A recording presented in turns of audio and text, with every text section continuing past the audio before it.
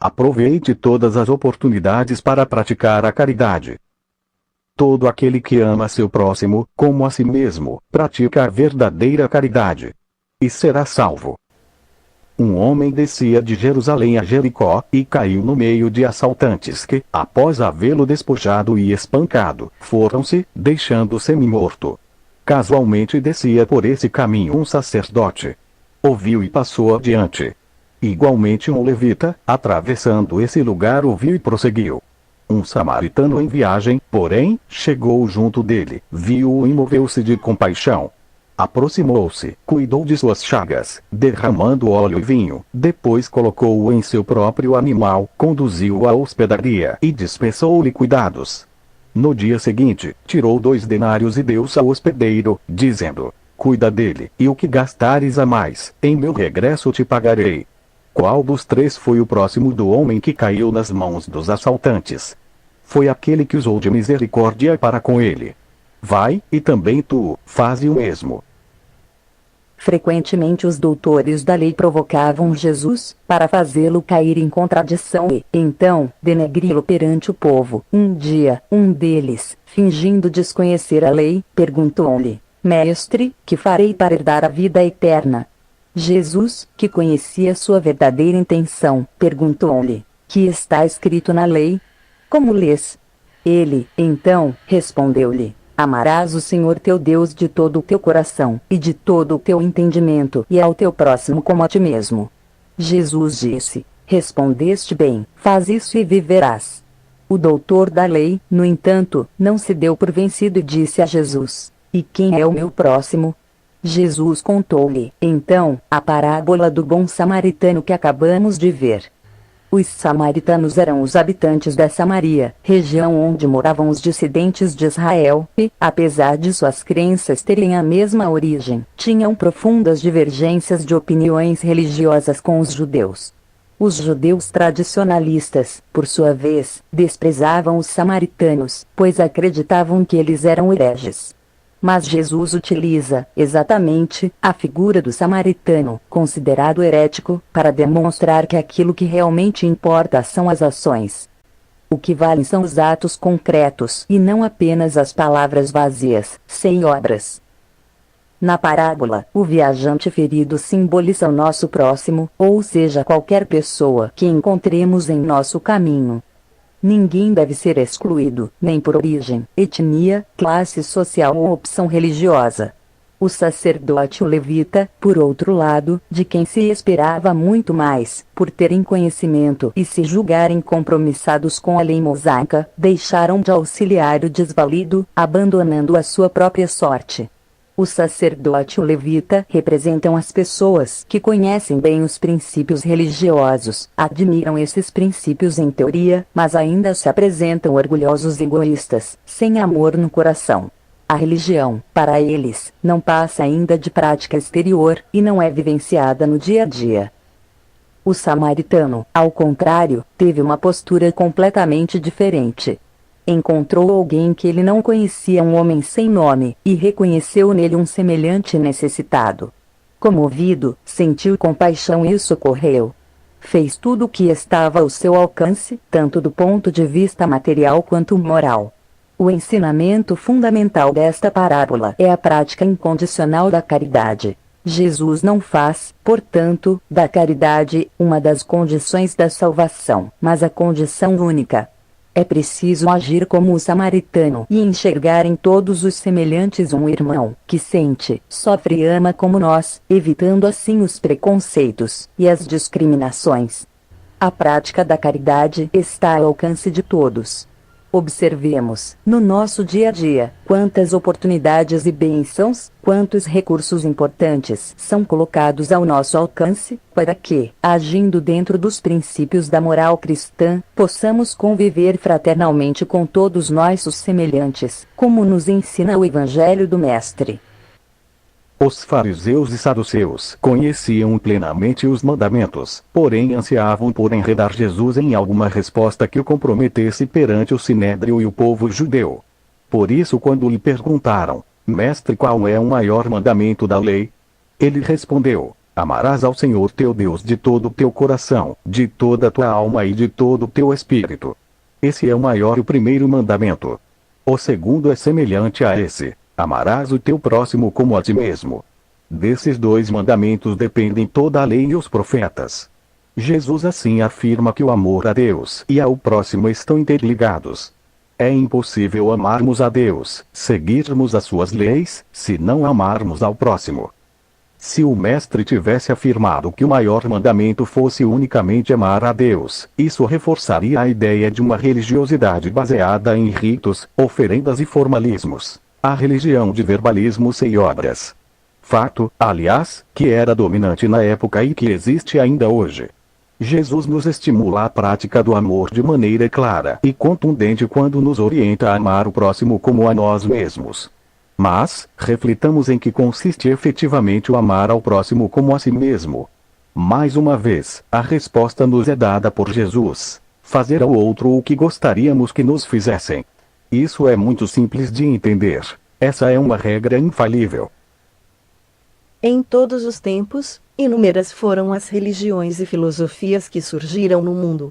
Essas doutrinas eram mais ou menos elevadas, de acordo com o estágio evolutivo daqueles que as formularam. Umas eram mais fechadas, mais exclusivistas. Em geral, achavam-se donas da verdade. Outras tinham seus conceitos mais ampliados, e visavam uma coletividade, mas, ainda assim, tinham suas imposições doutrinárias. Todas elas tinham o seu lema, em geral condicionado aos seus ritos e dogmas. A doutrina espírita surgiu no tempo certo, resgatando a essência dos ensinamentos de Jesus, fazendo reviver o verdadeiro cristianismo. Seu lema é: fora da caridade não há salvação. Assim o Espiritismo amplia a possibilidade de salvação para toda a humanidade, pois não a subordina a princípios ou práticas religiosas. Mas o que é a salvação? Vivemos no mundo de provas e expiações. Aqui ainda existem aflições, desilusões, sofrimentos. Tudo isso é consequência de uma lei maior de causa e efeito, base essencial da justiça divina. O Espiritismo nos esclarece que quando deixarmos o plano físico, nossa vida futura será o resultado das nossas escolhas e ações. Se agirmos com egoísmo, indiferentes ao nosso semelhante, frios em relação à dor do próximo, encontraremos, na outra vida, o ranger de dentes. Entretanto, se praticarmos a caridade, conforme o Mestre nos ensinou, encontraremos o verdadeiro caminho. Então, receberemos a recompensa dos justos. A cada um segundo suas obras. Eis a salvação que está ao alcance de todos nós.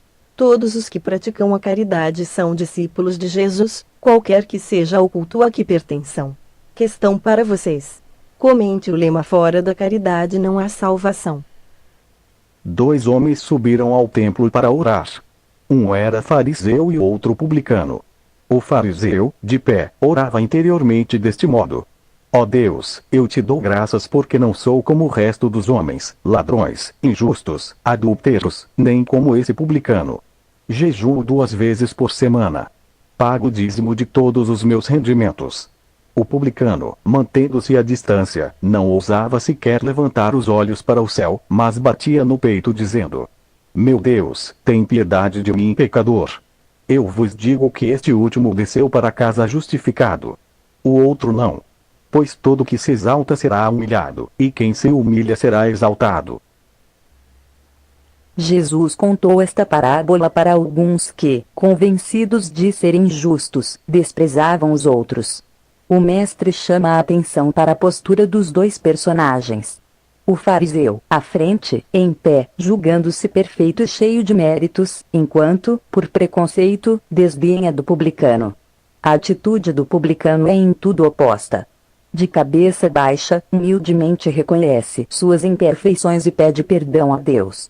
Todo julgamento que tivermos de nosso semelhante, pelas aparências externas, será sem sentido, superficial, leviano. Tantas vezes vemos entre as classes mais desprezadas, entre os mais miseráveis, surgirem grandes almas. Também vemos, muitas vezes, entre os excluídos, aqueles que demonstram nobreza de caráter, humildade e resignação diante da vida. E, por outro lado, vemos, ainda, no seio da classe social mais abastada os piores comportamentos, as piores demonstrações de impiedade. Jesus faz nesta parábola um paralelo entre o orgulho e a humildade. O orgulho é uma das imperfeições morais que mais prevalecem na humanidade. A humildade é a virtude que nos permite o autoconhecimento, e nos traz o sentimento de respeito, reverência e submissão à vontade divina. A parábola nos leva, também, a refletir sobre as condições da prece. Para que ela seja eficaz é imprescindível cultivarmos pensamentos e sentimentos amorosos e fraternos. Se orarmos apenas com os lábios, enquanto o orgulho domina nossa alma, a prece será vazia, sem valor e se perderá, pois não alcançará seu objetivo. A humildade e a sinceridade devem estar no coração, nos olhos e nas palavras.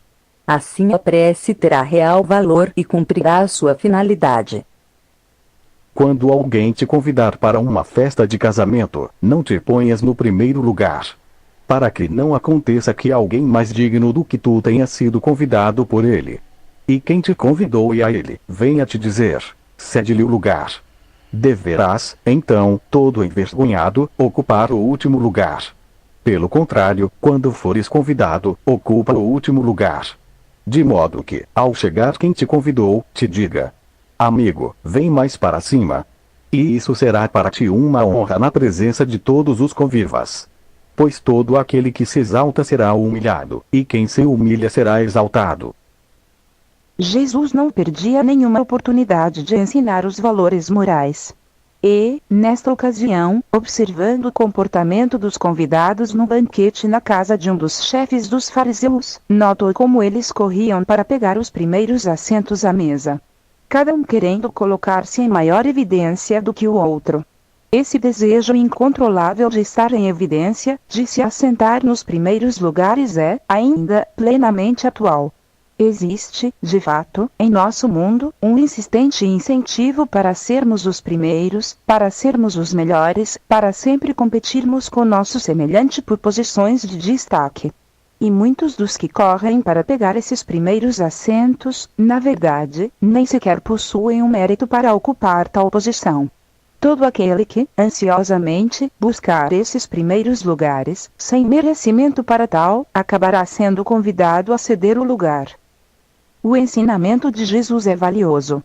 Indo além do simbolismo da parábola, podemos afirmar que jamais alguém poderá ficar ocupando um lugar que não lhe pertença. A lei de Deus sempre prevalecerá. A certeza dessa verdade traz paz ao nosso coração, pois nos lembra de que não precisamos disputar, a qualquer custo, pelas coisas materiais. Tudo que realmente nos pertença, de acordo com a lei divina, será, no devido tempo, entregue a nós. Busquemos vencer as ilusões do mundo, que são miragens por onde muitos já se perderam. De que vale ao homem ganhar o mundo, se perder sua alma? Almejemos, então, ser os que, convencidos da soberana justiça e infinita bondade do Criador, desejam antes servir do que serem servidos. Para concluir a nossa aula, é importante destacar que na parábola do fariseu e do publicano e na parábola dos primeiros lugares, Jesus nos adverte: todo aquele que se exalta será humilhado, e quem se humilha será exaltado. Devemos também considerar que as palavras podem ter um significado conforme os valores do mundo e outro significado de acordo com os valores espirituais. Então, podemos sintetizar: quem se elevar ou se exaltar, segundo os valores do mundo, será rebaixado ou humilhado, segundo os valores espirituais.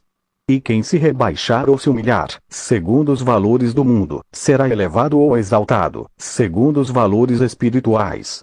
Questão para refletir bem e responder: como combater o orgulho na nossa vida diária?